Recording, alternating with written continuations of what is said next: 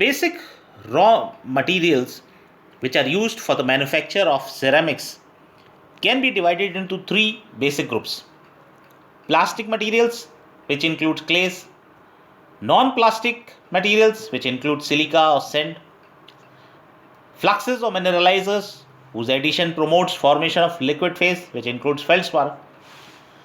Therefore, the three main raw materials used in making the ceramic products are clay, feldspar, and sand. Clay is a product of decomposition of the mineral feldspar and is more or less impure hydrated aluminum silicate. Feldspar is the most abundant mineral found in crystalline rocks, commonest of which are granite and gneiss. Three-fourths of the known surface of the earth is formed of granite and gneiss, containing about 60 to 90% feldspar. Granite is an unstratified granular rock, whereas gneiss is a laminated rock. That is, it is arranged in layers. Both granite and gneiss are composed of the minerals quartz, feldspar, and mica. Feldspar are insoluble in water, but they are attacked by atmospheric carbonic acid and undergo decomposition with the formation of alkali carbonate, aluminum silicate, and sand.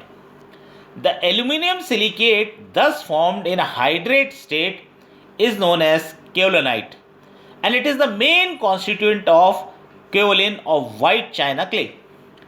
There are a number of mineral species called clay minerals, but the most important are kaolinite, montmorillonite, and alite. Clay is a material of great importance and it is used mainly in the production of porcelain, stoneware, and earthenware.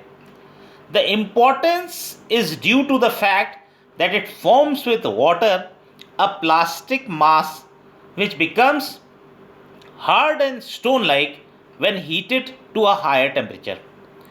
From a ceramic point of view, clays are plastic and moldable when they are sufficiently pulverized and wet, rigid when dry, and vitreous when fired at a higher temperature.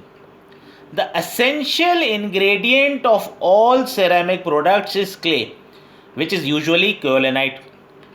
When it is heated at about 600 degrees centigrade temperature, it loses water of hydration, leaving an amorphous mixture of alumina and silica. As heating is continued, amorphous alumina changes sharply into a crystalline form of alumina at about 940 degrees centigrade with the liberation of considerable amount of heat.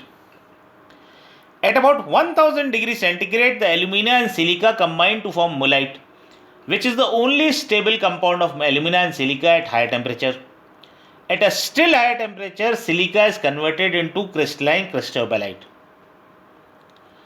All ceramic bodies undergo a certain amount of vitrification during heating, and the degree of vitrification depends upon the relative amount of refractory and fluxing oxides in the composition, the temperature, and the time of heating.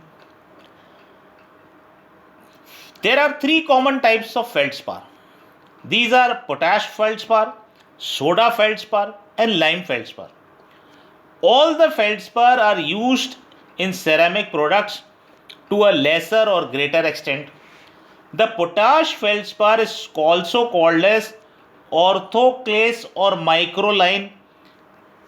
The soda feldspar is also known as albite. Feldspar is the most important ceramic flux and is used in most types of ceramic wares. It exists in clay or it may be added as needed. Soda feldspar have a lower fusing temperature than potash feldspar, and the fluxing power of soda feldspar is greater than that of the potash feldspar. The third main constituent of ceramic material is sand, also known as flint. Silica occurs abundantly in the form of quartz in volcanic rocks and consequently also in clays. Sand, sandstone, and flint. Silica is used in the ceramic industry in the form of sand, sandstone, quartz, and flint. The term flint is frequently employed for silica and refers to pebbles which consist of pure silica and are found on chalky ground. Fused silica, also known as quartz glass, is extensively used in the manufacture of those articles where great resistance to sudden temperature changes is essential or required. For example, in laboratory wares. This is due to the very low thermal expansion of fused silica. In addition to these three principal raw materials, that is clay, feldspar, and sand, a wide variety of other mineral salts and oxides are used as fluxing agents and special refractory materials.